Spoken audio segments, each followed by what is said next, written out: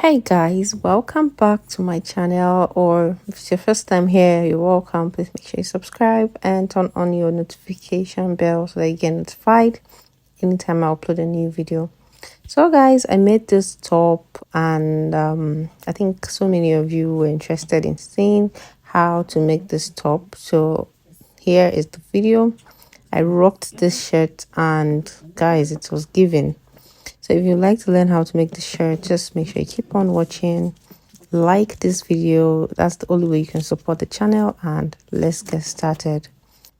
So with me here, I have my pattern paper, which I'll be drafting the pattern on, and the length is about 20 inches. And for the width, I just divided my round bust measurement. That's the biggest part, and I added about 6 inches to it.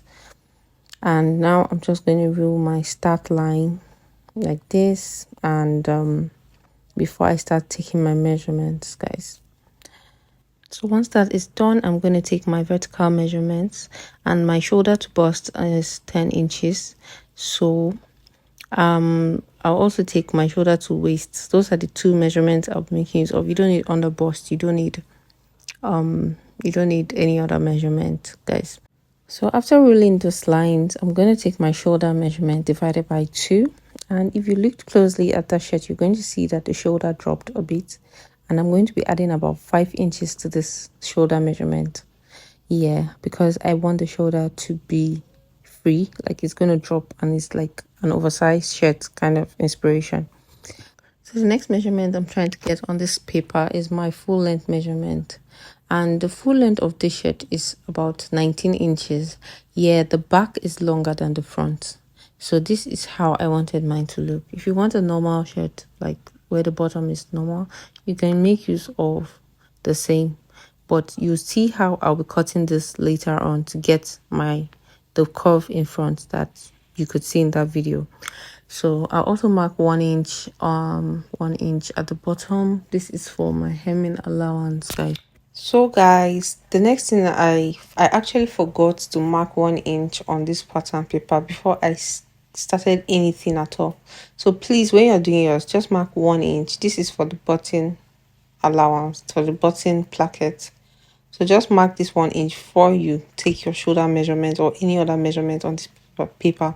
So what I did now was I had to retake my shoulder measurement divided by 2, and then I added the 5 inch again. So make sure you do this, guys. I forgot to actually do this. Or it's as simple as just adding 1 inch to your existing measurement. And now the next thing I'll go ahead to do is to take my neck measurements. For the width, I'm using 3 inches. And then for the depth, I'll use 1 inch, and I would also mark 2 inches. This is for the back and the front together. So just make sure you keep on watching so you understand what I mean, because I'll be cutting out the back first if I cut out the front neckline. So I'm just going to connect this like this. Then I'll go ahead and connect this to the 1 inch slope. So on the shoulder line there, I'll go down by 1 inch, and I'm going to connect the slope like this. As simple as that. So this shirt is not too difficult. It's not even difficult to make. So it's a free shirt, and just follow the instructions and you find it easy. So now I'm going to go down and get my chest measurement. So if you want this shirt bigger than the way it looked, you can go down by 1 more inch. Just add 1 more inch to your chest measurement. And now I'm just trying to label this button. And then the next thing I would need to do is to take my round measurements. That's my round bust measurement. My normal round bust measurement is 9 inches, and of course I'm going to add some allowance because I added to the shoulder. So I'll add almost 5 or 6 inches. So make sure you are taking note of the fact that you'll be joining the front and the back, so you need allowance. So I'm just going to connect this like this, and create a slight curve. And once that is done, I'm just going to bring that down to the end of this paper. So we do not need to use our actual measurement. So basically it's a free top, and you do not need to shape anything here. So guys, that is all about cutting this drafting a pattern for the shirt. What I need to do now is to cut this out. So I'll start by cutting from the bottom part, and then once I'm done, I'll go ahead and cut the body. So you can add like an allowance, a little allowance, if you did not add while drafting. So just make sure you're on a safe side and you have enough fabric to work with, because the idea is that the shirts should be free. So I'll cut the first neckline and I'll cut the shoulder. So I forgot to add 1/2 inch allowance, so make sure you do that while cutting yours. So after doing that, I'm working with this fabric, and as you can see, this fabric is so beautiful and it is 100% cotton. So in fact, I just enjoyed touching this fabric because it was so smooth. So I combined 2 different fabrics to get that shirt, and now all I need to do is to cut this on my paper, use the paper to cut the fabric. So I'll be cutting the back first, and the back is going to be on a fold because we do not have any button at the back. So what I need to do now is to fold in the button allowance because we do not need it. And now I'm just trying to indicate the wrong side of this fabric because it is so difficult to tell which part is the wrong side and which is the right. So now I'm going to fold the button allowance because this is just for the front. Like we only need this when we're cutting for the front. So I'll take that in, and then I'll go ahead, place this on my fabric and cut. So with the help of my pins, I'm just going to pin this paper to the fabric so that my cutting is very accurate. So the secret to sewing without stress is actually cutting accurately. So make sure you cut correctly, and when you're sewing, you will not even have any issues. So after pinning that down, I'm going to go ahead and cut.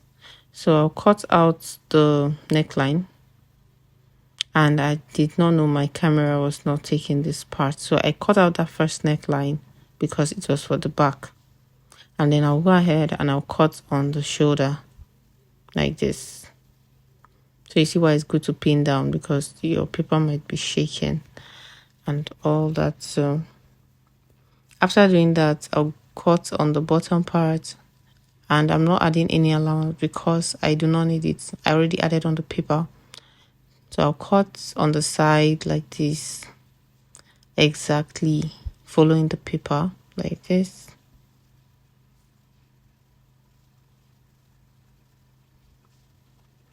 And once I'm done with that, I'm going to go ahead and open the button allowance I folded in before to cut out the back. So I'll open that up because I need it now for the front pattern, for the front pieces. So once I'm done with that, I'm going to place it on another fabric.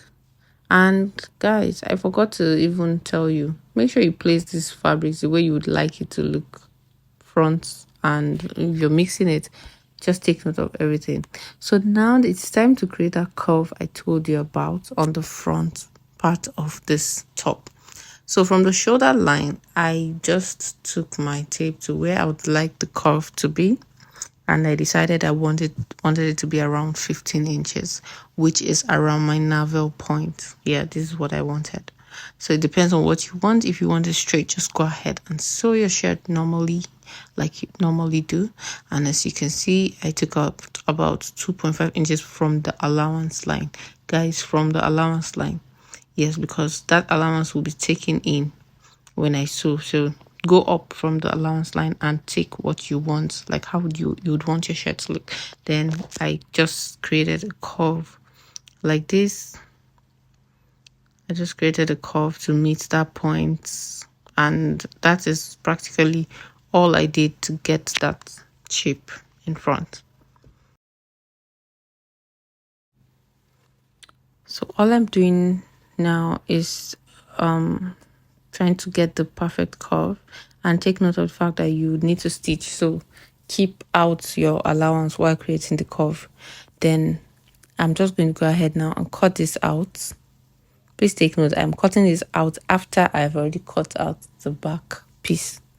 Yeah, so I'm going to place this on my fabric, and I'll also cut out the neckline, the second neckline. So this is what I mean when I said I'll be cutting out the front and back using this single pattern paper. So I place this on my fabric and I cut them how I would like them to be after sewing. So take note of everything. You need to be very careful while doing this so that you don't mix up things. And guys, I was unable to shoot video the process of making a shirt, but I have 2 different videos on my channel where I showed how to make a shirt and collar, how to make a collar, a standard collar for a shirt. So I'll be linking those videos. Just make sure you watch those videos, and it will be of great help to assist you in making this shirt. So this is all I have for you today. Thank you so much for sticking around, for subscribing. Thank you to my subscribers. Thank you for the likes. Thank you for sharing. Thank you for commenting. I really appreciate. Till I see you in my next video. Bye. Please make sure you like this video. Please, it's not easy. It's not easy. Also, if you watch this video till this point, I'm gonna assume you enjoyed this content. So please drop a suggestion for what you'd like to see on my channel. Just drop a comment. Thank you so much, and see you in my next video. Bye.